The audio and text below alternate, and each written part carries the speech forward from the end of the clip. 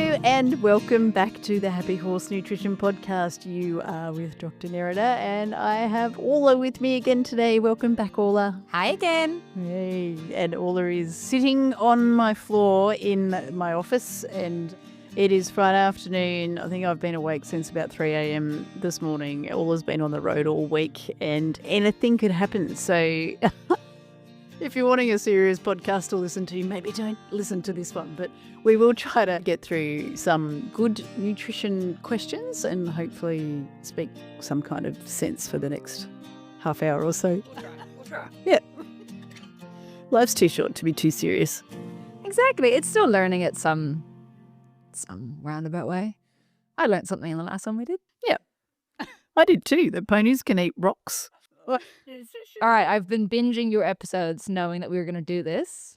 So I was trying to get some inspiration.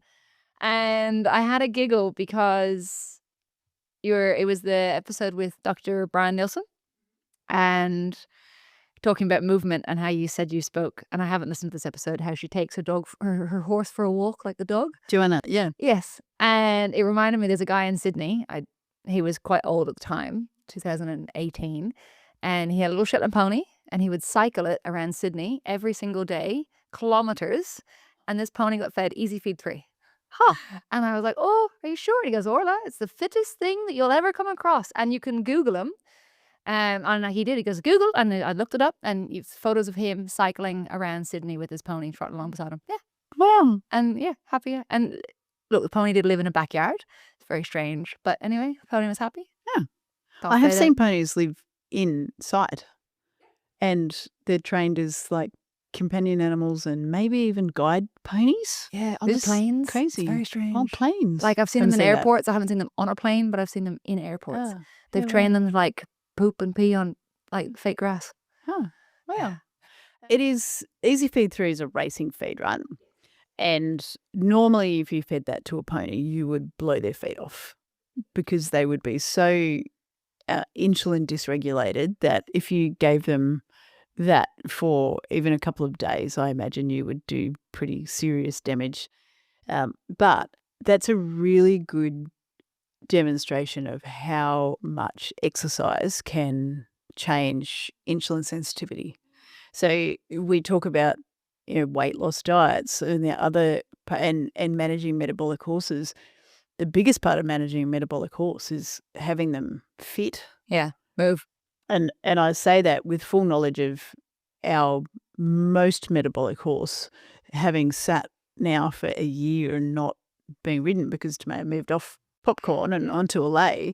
And Popcorn's heinously metabolic. Like she's so metabolic. She's got the cresty neck and she gets overweight so easily. Doug weighed her the other day, exactly 12 months after we weighed her last year. So this time last year she was Northwest Horse Expo fit. Right.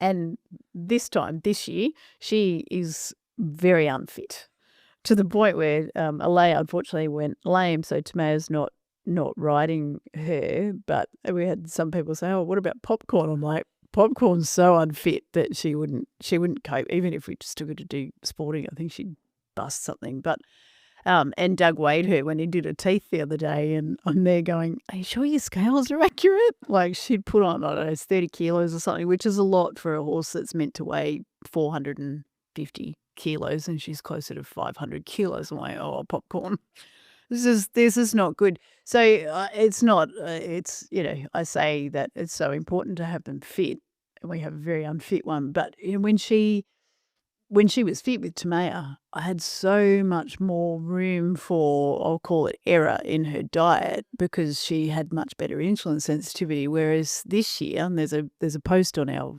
Instagram and Facebook pages if anyone wants to go and find it, but I put a post up going, Popcorn's got a pulse. She's right on the edge of being laminitic, and all I had done was open them up onto a new paddock with strip grazing. And I looked at the grass that was there. It was all dead because it was so dry, but it must have dried off when it was quite high in sugar content. Okay. And that was enough to tip her over because she's not fit. And so she's lost all that insulin sensitivity that she gets when she's fit. That's interesting. So they're and the pony's like a really good example because he's fit as anything and he's eating a racehorse feed. And then even at the mini shows, so A-like would hold those minis and they're in carts and it's in hand, and these things were getting fed stamina, which is a racing feed but concentrated. And I was like, can we feed them anything? No. And they would. Again, it was a lot of lunging, but they were fit. Tiny, tiny little ponies. Cutest thing in the world. Yeah. And then where that'll start falling apart is if they stop exercising those horses and they keep feeding them that way, and that it'll get them. And I think we were talking about in the last episode we did together, which was like 10 minutes ago. But by the time you guys hear this, it'll be weeks ago that we were, I've lost my train of thought now. What were we saying? Oh, we're talking about the horses that if you feed horses that have got a metabolic predisposition because of their breeding, I think you're much better off feeding them as if they are already metabolic. So even for that pony, like he's doing a lot of work, but I'd be still trying to feed him on a grain-free diet. I mean, it's, I don't think the guy's really worried too much about his performance, or maybe hasn't really thought about his long-term outcomes. But if he stays fit, then he'll be protected. But if he ever gets to the point where he's not doing that amount of exercise and puts on work, whether he's going to be much more predisposed because of what he's eaten in his younger life, but maybe not. I mean, the research that they did, University of Melbourne, it was Simon Bailey, maybe Nick Bamford that did it, and Sam Potter might have been in there somewhere as well. But they found that if you got horses fat on a starch-based diet, they had less insulin sensitivity than if you got them fat on a fibre and oil-based diet. So it seemed to make them worse. But they're not getting this. He's not getting this pony fat cantering around Sydney. He's fit. So I don't know. There's a difference there. But yeah. Anyway, it made me think of Neil, because he's obviously cycling on the road. So this pony's like just trotting on hard concussion ground. And I was like, this is gonna have like the healthiest bones, healthiest joints. It was. I'd find it and send it to you. See what he was very cool. Cool. Yeah. I hope he's still alive. All right. I went down a rabbit hole on the protein episode, your most recent one. Whey protein. How much protein are we talking when we're feeding whey protein to a 500 kilo horse? Yeah, it's not much. Oh. To like how much would like you say give I work them? my horse and I want to give him whey protein after I work. How Yeah. much am I giving Bravo? 450. So I would feed it with some leucine chaff or chopped alfalfa, whatever we call it in various parts of the world. And also I'd also mix it with the soybean, either good quality soybean meal or full you fat mix it? soybean. Yeah. Ah. Yeah, because the thing with whey protein, and then so to answer your question, like somewhere between 100 and 150 grams, it's not very much. So a bodybuilder's dose is like 30 to 40 grams in one hit. Because what whey protein does, and it's weekend, they can't feed whey protein in Europe to animals. You're not allowed to use it, animal protein in animal feed. Oh, yeah, no, that makes sense. Yeah. Where does whey come from, Orla? Wow. You were born into the middle of all of the mad cow disease stuff over there. But anyway, so they can't use it there, but like very much legal to use here. And I think in the States too, they have it in supplements. But it's not very much. So 100 to 150 grams, which is 80 to whatever, 80% of 150 grams. Math, Brian Nielsen says to me, I could do maths, but that would involve maths. And that's about where my brain's at the moment. But the thing with whey protein is it's really, really high in leucine. And leucine is that one amino acid that literally like flicks the switch and turns muscle building on. So you're kind of using it to turn muscle building on. And then it's also going to be a supply of the, lysine, methionine, threonine. And it's really rich in the other branched chain amino acids too. So valine, isoleucine. But if you are feeding it, you're turning muscle building on, and then you've also got the soybean protein there to also provide the building blocks for muscle development. So that's why I use both of them together. Gotcha. Because it's quite expensive to feed compared to soybean. So if you use it to do its very specific job of let's turn muscle building on, and the other branch chain amino acids go, let's stop breaking muscle down. Yeah. And they'll feed the muscle, and then you've got your soybean amino acids there will then go, we'll do the the bulk of the rest of the work in actually providing the building blocks for the muscle building process to take place. Gotcha. If that makes sense. Yes. Yeah. All right. And then so I'm feeding full fat extruded soy after I ride. Now, I've always said, like, I've always kept a little bit in the diet every day, but I don't give him half a kilo every day because he doesn't need it. Is that okay to do? Yeah. So I'm thinking like keeping costs down for people out there. So as long as, like, my train of thought was always, if you have a little bit of the ingredient that you're going to introduce into large amounts in the diet at all times, and the body's robust and ready for it. So I'd so with Orla, who Orla gets the full fat soybean as well, because I'm always wanting her to put on muscle. Actually, we weighed her the other day and she's 30 kilos heavier now than what she was this time last year. Oh, wow. So she's just really steadily, which is what we want, and then they maintain that weight normally when they put it on like that, because it's, really been driven out of a healthy gut and then good quality protein. But with her, I would give her, say, 250 grams a day. She doesn't have weight issues. She'd like too much weight issues. She'd get 250 grams a day, and then maybe a little bit more after she's ridden. Like, I would maybe like increase that to, say, 350 grams. But if you're only going like a really little bit and then half a kilo, I think you'd actually see more benefit if you gave him more consistently, and then maybe a little bit more after you ride him. But he'll build muscle like all the time. It's just that their muscles are more sort of wired up to go, okay, we want to get stronger now after you've ridden them, and that's when you can give them that, like, right after riding feed and put the whey protein in. But yeah, you're right. If you've got, as long as you don't want guests showing up on the horse's small intestinal doorstep without having announced their arrival first, right? This is the best my Friday afternoon brain can do. But you have to give the small intestine a heads up on what's coming, because the pancreas produces the enzymes that the small intestine needs to then do the work of cutting up the big stuff into little stuff, because that's all digestion is. You just go big stuff that can't get across the gut barrier down to little stuff that can pass through without letting bacteria and toxins and stuff through. So the pancreas is producing those enzymes and then secretes them into the small intestine. And because all of those enzymes are protein, so when you think of this from an evolutionary perspective, if the horse doesn't have a lot of oils in its diet, there's no need to be producing the lipase enzymes all the time to cut the oil up, because there's not enough oil in there to warrant large amounts of lipase enzyme. But if the pancreas was just producing the same amount of enzyme all the time, it's just wasting protein and energy. And when you're a wild horse and you're trying to survive, like, they didn't have people showing up with big biscuits of leucine hay for them every day. They had to conserve sort of everything they got, particularly through winters and like really tough environments. So the small intestine will only produce the enzymes it needs to digest what's present in the diet. So if you're constantly telling the small intestine, like, you're going to have this to digest, and this is why I say the introduction of oil slowly is really important, because you're saying to the pancreas, okay, we need this much, and now there's a little bit more oil, so now you need to produce this much lipase enzyme, and then you just increase it slowly, like I say, by 60 mils every 5 to 7 days for oil as an example. And any grain-based feed, the packaging will normally say introduce slowly into a horse's diet over a period of 14 days. That's just to give the small intestine. So probably going from a little bit to a half a kilo is a bit extreme. Like, I'd go like maybe 250 grams to maybe 350 grams after you've ridden.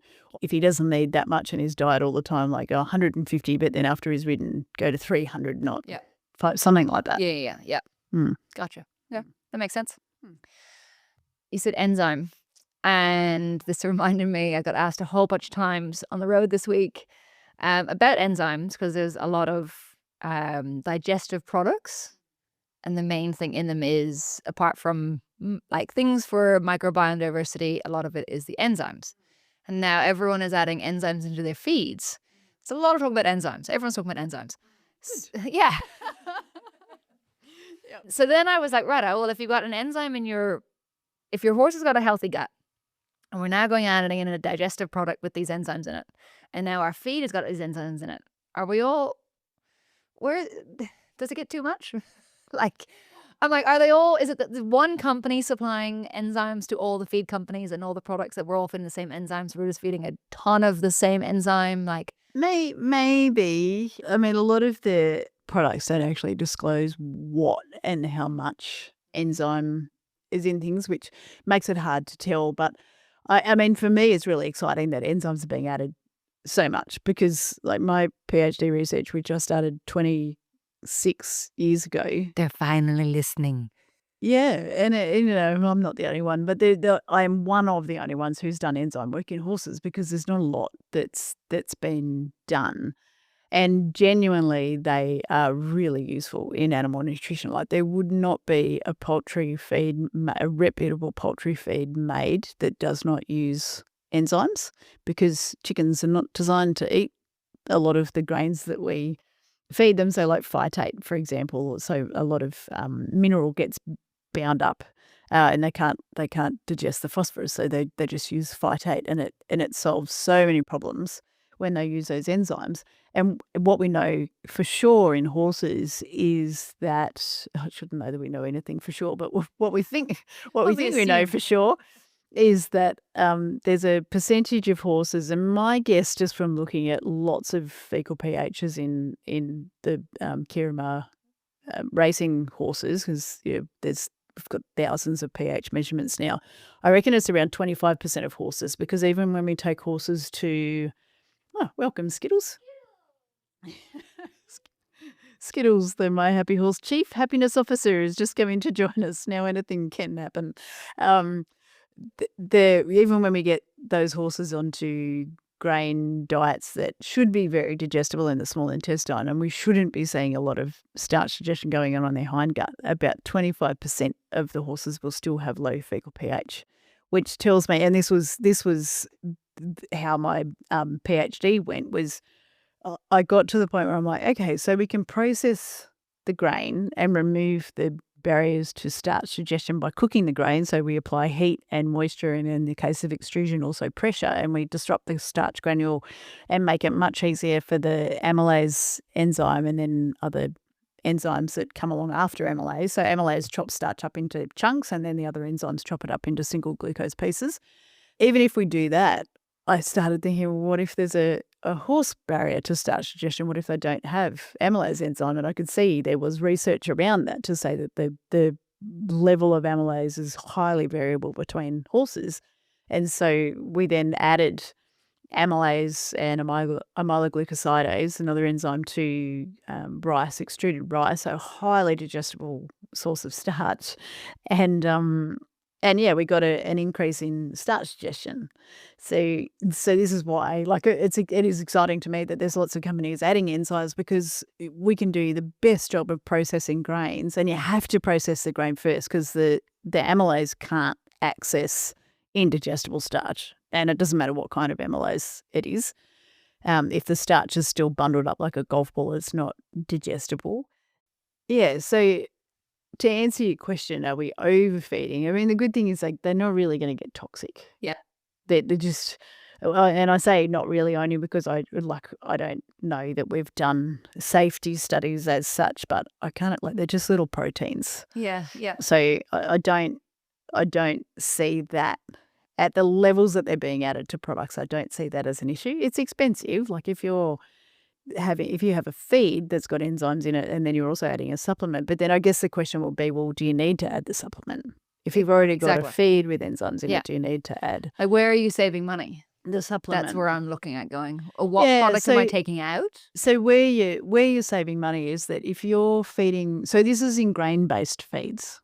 There's not mainly racing feeds from what I've seen. Yeah. So and I use them in all of the racing feeds that I do in Japan. They've all got enzymes in them, and we have.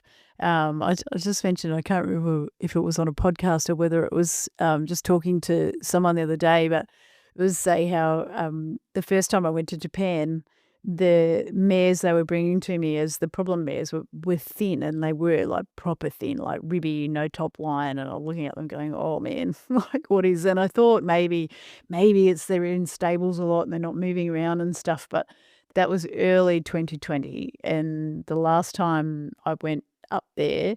The problem is they were bringing out too more fat mess. So we've gone completely the other way. And a lot of that, I mean, a lot of it is that we're just using a lot more forage and taking raw corn out of their diet. It was feeds that were being brought in from elsewhere that had raw corn in them. So we've taken all of that out, but also putting the enzymes in, and the farms notice the difference. They feed less grain because the horses are digesting and extracting the energy from it so much more efficiently. And the cool thing with the starch digesting enzymes is you get this double positive effect. So you're better digesting the starch, like you're getting a more complete digestion of starch because they've got the amylase there to start that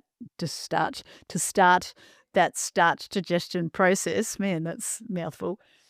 So they're extracting that energy from the grain starch in their small intestine, and that's 30% more efficient than fermenting that starch in the hindgut. So you're getting 30% better energy use efficiency there in the small intestine. And then you're also not negatively impacting your hindgut microbes. So you've also got a very strong population of fiber fermenting microbes in the hindgut, and then you're able to fully extract as fully as possible the energy from the forages the horse is eating, which puts you in this situation where you're still feeding a lot of forage because every horse needs a lot of forage, but you're feeding a lot less hard feed. So these broodmares would have gone on these farms. They've gone from probably feeding anywhere from 6 to 8 kilos of hard feed a day down to like 3 to 4. Yeah, cool. Which is significant when you're having to import most of that. Yeah, absolutely. Oh, you forget about that, don't you? Mm. Huh, okay. Well, there you go. Orla just wants to lie down on the floor with Look, Skittles. If there's any heavy breathing into the microphone, it was the dog. She's yawning. I was like, oh, God. Oh, you're a bit cute, Miss Skittles. She's the cutest little bumpers. Hey, quick pause. You know what costs horse owners the most? It's not buying the wrong supplement. It's spending years second-guessing yourself, Googling at midnight and wondering if you're getting it wrong. That's the thing I built My Happy Horse to fix. It helps you create clear, personalised nutrition plans for your horse based on actual science, so you can stop doubting and start trusting yourself again. Find it at myhappy.horse or on the App Store. Okay, back to it. There's a lot of cases, and you've dealt with 2, I think, last week, that have been formulated by, I don't know, I might get in trouble. I'm going to air quote nutritionists. And Nerida's going to kill me. And they've come back with toxicities. Please explain. Yeah, so with what we're doing, we are getting a lot of people using My Happy Horse, which is great. Which means I get to do the really cool thing of interact with a lot of these people and have a look at diets that they are planning on feeding. But I had one lady who had been just down a familiar rabbit hole for lots of horse owners, in that they're trying to do the right thing by their horse. Their horse has got a problem and they keep going and asking for advice from different companies. And so she'd been given 3 diets by 3 companies, all also selling supplements, so providing nutritional advice, but leading them back to using their products, which is I have 0 issues with that if a good job is being done. It's good advice. And I nearly died when I saw. So what she had done was actually because these diets were coming with no analysis. They were just coming as feed this, this, and this each day, without I never give people diets like that because I want them to be able to see that what I'm recommending to them is actually balanced. And so this lady had very cleverly gone and put all of those diets that had been recommended for that horse into My Happy Horse to get an analysis out. And I nearly died. The first one I looked at had massive zinc toxicity, like massive. And this horse had hoof problems. So you've gone and created a zinc toxicity, which will have also created a copper deficiency, because when like the copper to zinc ratio, I don't even know what it was. I didn't even look, but it'd be like 1000s to 1. Wow. Wow. And so the horse would have been really copper deficient. And then the poor horse owner is thinking that she's just received advice from someone who's meant to be qualified to give that advice. Air quotes qualified. And so she's going to kill me. Yeah. All is going to get be in trouble. Yeah. Allegedly is the word I allegedly used, air quotes. No one can see Yeah, you. because we did have that conversation about who is a qualified nutritionist. But these, I mean, I know all of these people. They've all been doing horse diets for a long time, so it's not something new to them. But not checking it against requirements and toxic levels. So, and then the next diet was better in that there wasn't any toxicities in it, thank goodness. But there were so many deficiencies in it. What's worse? So, you know, I mean, deficiencies are in some ways better than toxicities. They'll cause problems a lot slower. But there was so many nutrients that were really low. And then the third diet, vitamin B1 was through the roof, which, you know, it's a water-soluble vitamin. So it's typically not seen as being toxic. But I don't think we know what happens I have a funny story on that. when we do. Yeah. Huh. How so we know this person, I'll tell you after. They were on a B vitamin tablet for however long, and they randomly got this excruciating nerve pain. This is B6. B6. Yeah. Right. You know who I'm talking about? Yeah. Yeah. Yeah. Well, no, I don't know who you're talking about, but I did the same thing to myself. Oh, right. Well, the doctor prescribed this and then ended up, and they were on it for quite a while, and then ended up in A&E with the pain, like in and out of the hospital, A&E twice. Like the pain was excruciating. And then the doctor went through all the supplements and all the medication and pulled out the B vitamin, and pain magically went away. And so then the same doctor is like talking to me, and he's like, oh, you know, it's the first time I've ever seen that. And I was low in B vitamin. He's like, oh, you know, you don't have to. I was like, I'll take a tablet like 3 times a week, a small amount. I'm not going to take 3 tablets a day. So yeah. Yeah, that's vitamin B6. So if anyone is taking a magnesium supplement, listening to this, please go and check your magnesium supplement, because I always take magnesium, and every blood test I ever do on me, I'm low in magnesium, even though I take it every day. But if I don't take it, I get like full restless leg syndrome, and like I'll be sitting on the lounge, like if I'm watching TV or something ever. I'll be just sitting there bouncing my legs because they hurt so much, and I'm like, I've got to get up and maybe I need to start taking magnesium. If you haven't noticed, I shuffle. So I can't keep. Yeah. Try it. It's as I'm sitting on the floor. But a lot of off the shelf magnesium supplements in Australia, at least, have got these massive levels of vitamin B6, and I didn't even think about it. Like there's a relationship between magnesium and B6. I only read about it the other day, and I've forgotten what the exact metabolic pathway is now, but there is a relationship between the two, which would be why it's in these supplements. But it's in there at like 50 milligrams per dose. Right. Which, when I stop and think about it now, I'm like, that's heaps. Like, that's for a human. Yeah, for a human. And then you take that every day. So I was only taking it at recommended dose. I wasn't doing the stupid things and taking it, you know, like way more than I should have. And I could not figure out why my feet were so painful. And mine have not gone back to normal yet. That was like 18 months ago I stopped taking it. So anyway. So back to the big detour. Vitamin. Yeah. So, and I was thinking about that though. So this third diet that this lady had put through my happy horse had showed that like B vitamin B1 was really, really high, and it doesn't become toxic. Well, we don't think it becomes toxic as such, but we also don't know the impact of feeding a vitamin at that level every single day to a horse has. Yeah. So I don't like those extremes. I'd much prefer to play somewhere in the middle where we know that it's safe, like meet requirement, but don't massively exceed requirement. And then again, heaps of deficiencies in that diet. So, and I guess the point is, like, when you can't see what's in a diet because you haven't done the analysis on it, you can get led down the wrong path. And in fact, end up in the case of the zinc toxicity, you'll end up doing more damage. You would have been better off leaving your horse on a deficient diet. Yeah. But which, you know, neither option is ideal. But yeah, it was just really interesting. And it sort of opened my eyes a little bit to how exposed, and not being dramatic about it, but, you know, how exposed horse owners are to bad advice when they don't actually have a way of checking how good that advice is. Well, you said it in, you released something on Instagram And it was like the most expensive thing a horse owner can do is debt themselves. Is that what it was? It's not trusting yourself. Yeah. Yeah. You trust all these feed companies, which I won't go into it because Nerida will give it to me, but I trusted a feed company and they were lying to me for the last however many years. So, you just, it's a very slippery slope that we're all in at the moment. So everyone use My Happy Horse and it'll tell you if your feed is actually grain-free or not grain-free. Is that enough for you, internet?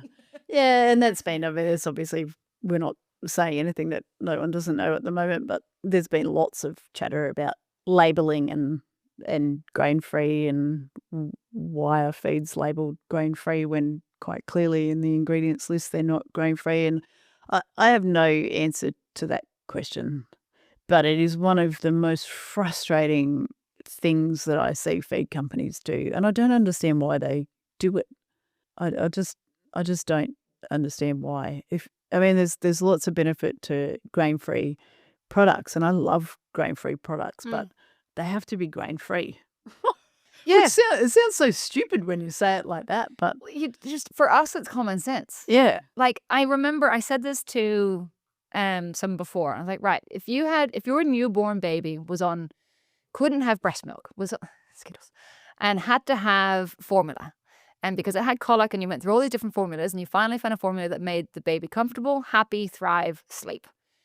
What would you change? Would you ever change that? And he's like, no, I would never change that. I would keep that the same. And I'm like, this is what we're talking about with horses. Our metabolic horse issues that need a grain-free diet. Yeah, like we love that horse just as much as you might love your child. Our horse also might cost us $1 million or it might cost us $5. Doesn't matter. We don't want to kill it because someone has changed an ingredient and not told us. And it's infuriating. Oh, yeah. No, I agree. And I've got such an advantage in this space because it's so obvious when you read an ingredient list that was Skittles sneezing, not Orla. But I just can't imagine. It would be so devastating to feed a product that you thought was safe and have to put your horse down. And I'm not being dramatic because I've seen this happen. Luke Smith has been advocating this for years, and I've always called him dramatic because I was like, it says the bag obviously says it's grain-free. And then now there's all this information circulating that was a lie. And Luke's just sitting there going, told you, Orla, you wouldn't listen to me. And I was like, well, no, I believe the feed company. And so he's dealing with it because he's dealing with their feet. So he's got these horses that are meant to be. And I guess it comes back to, and I say this to people with laminitic horses all the time, if you have a horse with laminitis and you've been managing it for more than a few weeks on a diet and not in late stages of laminitis, but at that early something's not right and the horse is sore, but there's not, like rotation or anything yet. If that horse is not improving within very quickly, it should be within the space of a couple of days, but definitely within the space of a couple of weeks. If that horse is not improving and definitely if that horse is getting worse, there is something not right in the diet. And you need to keep digging. So it could be just the hay. Yep. It could be that, you've bought teff hay thinking that teff hay is going to be safe, but the teff hay that was cut in this summer just gone because of the way the weather was and the water and just the season for teff hay. It was really hard to get low sugar teff hay because teff gets stressed and it starts storing starch. So it could just be that you think the hay is safe, but in actual fact it's been stressed or whatever around the time it was harvested and it's not as low in starch and water-soluble carbohydrate as you think. Or if you're feeding a feed, even if the feed says it's grain-free, go and check carefully to make sure that it is actually grain-free and is actually low in starch. And, I opened a bag of product that should have been safe for my horse, lupins, and it had grain feed mixed through it. I could see that because of what I do, but I was mortified because I'm like, if that wasn't me, and someone else would have fed that to the because it was going to popcorn, and luckily at the time, I didn't feed it to it because I knew what it was straight away, but if that was someone else with a laminitic pony, and particularly in that early stage of laminitis, and you knife edge kind of which way they're going to go, if they fed that to a horse, disaster. Yeah. Yeah. Oh, makes me shudder. Anyway, but yeah, there's by my way of thinking, there's no reason to label a feed grain-free when it's not. No, and you should also, anyway, let's move on to something lighter. When is it coming out on My Happy Horse that we'll actually know if it's a grain-free? Like, It's now. but you were saying, I saw, do you not have an ad, or maybe you spoke about it in one of your episodes? No, it does that now. So if you select, and it does it off the ingredient list. So if there is any cereal grain byproduct, anything that comes from cereal grain, it will come up red if you say that you don't want cereal grain in your horse's diet. And I remember back in FedExL days, FedExL did the same thing. And it still does. You put in that you want, like either that you've got a laminated horse or that you want grain free, and it'll flag anything that's got grain. It was a little bit more basic with FedExL. It was just a yes, no. We're actually reading the ingredients lists now with Happy Horse. And it was protein. That's what I was thinking with Happy Horse. That's what you're updating. It will tell you if it's got good or bad quality. Yes. Yes. When's that happening? We will put it. We want to release it to the US very soon. So we're very focused on that at the moment. And then we'll go. I do want to add that. And the other thing I want to add into is a grain starch digestibility. How digestible the starch is likely to be, just based on processing method and analyses that we've done over the years. So does vegetable protein get low protein quality? What's your scale how gonna we'll look handle like? that? We may do unknown. Okay. Mm. Yeah. And okay, interesting. I'm excited. And soybean will obviously be high, and canola meal moderate, good to moderate. And then if anything says specifically cottonseed meal, it's obviously going to be the lowest one.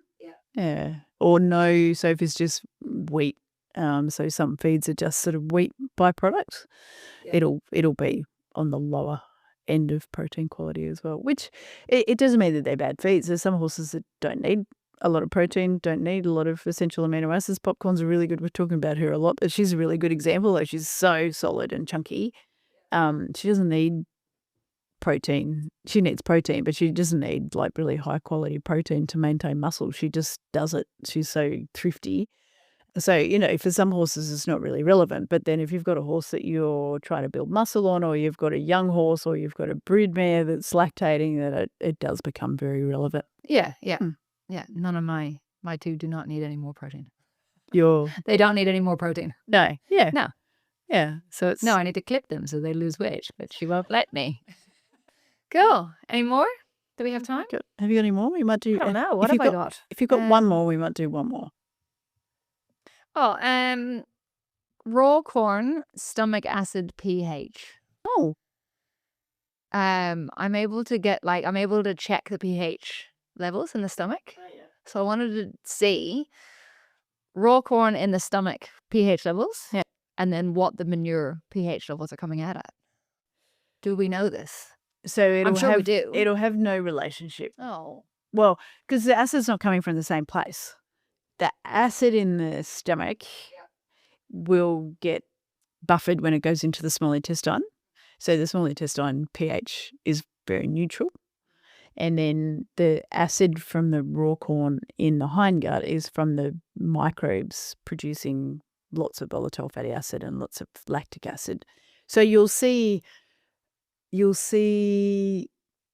probably lower pH or acid production in the stomach, because there's bacteria in there and they will ferment the corn. Yeah. So how long is that pH level going to drop? Like, how much corn? It's not going to change. Like, if you put the scope down, had corn in there, it's not going to change straight away. Like, how long are you talking for your pH levels to The fermentation. change? It'll depend on lots of other stuff. Right. But if you fed, we did lots of fermentation stuff, but it wasn't stomach fermentation. It was all hindgut fermentation. I'm trying to remember how long we fermented it to have a look then at what was actually produced. But I mean, fermentation of grain is pretty fast. So I would think, and this is a stab in the dark, I would think somewhere between half an hour and 2 hours you would see a difference, and maybe the corn will be gone from the stomach within 2 hours. Yeah. So tell me, what is the pH of most of the stomach fluid? Do you Well, always I don't test have it? my tester on me yet. So I'm getting it when I go down to Sydney. And that people keep asking, oh, well, you know, what's my pH levels if because they're feeding all these raw grain diets. And I was like, I don't know the answer to that just now. So the pH of the stomach is so transient because, like, as food goes in and food goes out, saliva comes in, saliva goes out. It'll change heaps. Whereas the pH of the hindgut, it will definitely fluctuate, but it won't fluctuate to the same extreme. I don't think. I don't think you'll see a difference after a 12-hour fast. Oh, that's sad. Because I think what you'll see is just the pH of the acid blood, the acid that's being secreted. So there might be a difference between horses, but I don't. If you do enough of them, it'd be interesting to see, because you'll have enough to do some sort of statistical analysis on it. But I think you'll see more between horse variation than you will between these horses are fed this and these horses are fed this, because they're all secreting the same like it's all hydrochloric acid. And if they're being fasted for a certain period of time and they're not salivating, they haven't been allowed access to water, I would guess, I don't know, it's going to be really interesting to see. But I would guess that their pHs will be pretty similar regardless of diet. Interesting. Like you'll see between horse variation, but I think if you then have a look at enough of them on different diets, you'll find that there'll be between horse variation, but within diets, I don't reckon you'll see. But I could be completely wrong too. Well, I'll start. Anyone in northern New South Wales who's getting gastroscopes, keep an eye out for me. Yeah. And we'll start testing these pHs. Yeah, and I can put all those contact details in the show notes too. So if someone does want a gastroscope done, they can get in contact with you. But what would be interesting to look at is the horses that have been recently on like medication for like omeprazole or ranitidine, and see whether they've got a lower pH because they're hypersecreting acid. So if they've got more acid. I'm sure, I know I heard Michael talking about this, but I can't remember the actual full conversation. Because when you block the acid production in the stomach, is it parietal cells? Parietal?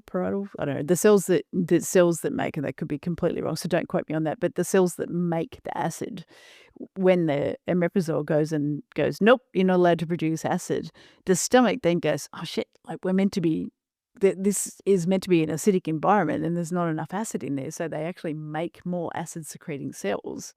And then the omeprazole comes along and goes, nope, not allowed to make acid.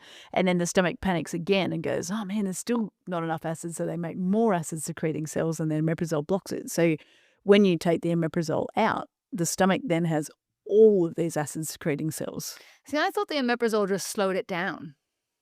Well, it does block it, I think. Because I was going to say, like, there's a horse yesterday that we scoped and it's been on omeprazole and its stomach's full of acid. When was its last dose, though? That morning. It's fluid, but whether it's acid, you'd have to test a pH. Because the pH should be, as provided that horse was actually absorbing the drug. Yeah. Then it should have been a higher pH than what it would have been had it not been on. I had my tester that day. Yeah. We'll get one. Yeah, because it'll still secrete. There'll still be fluid in there. Yeah. But not necessarily as acidic. And by the time you get around to 24 hours, like, it's not complete blocking. No. But it's pretty complete when the drug is like at its peak in the system. Yeah. Yeah. But so the stomach just keeps increasing the number of acid secreting cells that it has.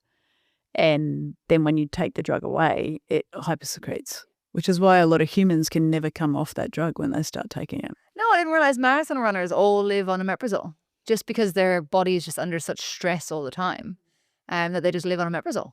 So and then when they try to go off it, they get massive acid production and heartburn and stuff. And you got to wean off quite slowly. Get back on it. Yeah.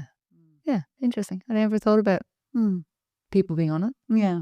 Well, see, this is why you don't be a marathon runner. Don't run. Long story short, don't run. Short distances are okay.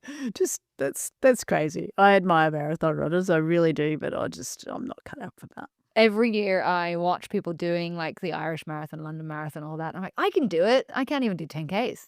I get bored doing the training and I'm like, no, I'll never do a marathon ever. Yep.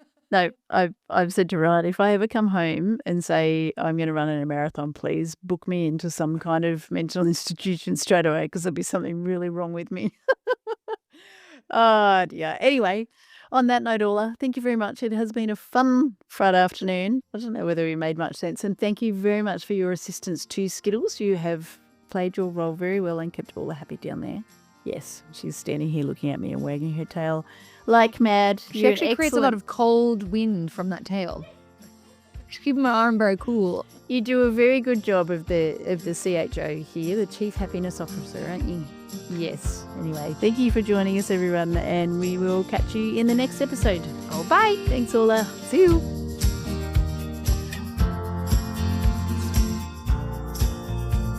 If you'd like to know more about the My Happy Horse Nutrition app and how it can help you create personalised nutrition for your horse, grab the download link straight from the show notes or head over to myhappy.horse. And while you're there, check out Dr Nerida AI. That's me in AI format, ready to answer your horse nutrition questions even in the middle of the night. Thank you for being here, and I will catch you in the next episode.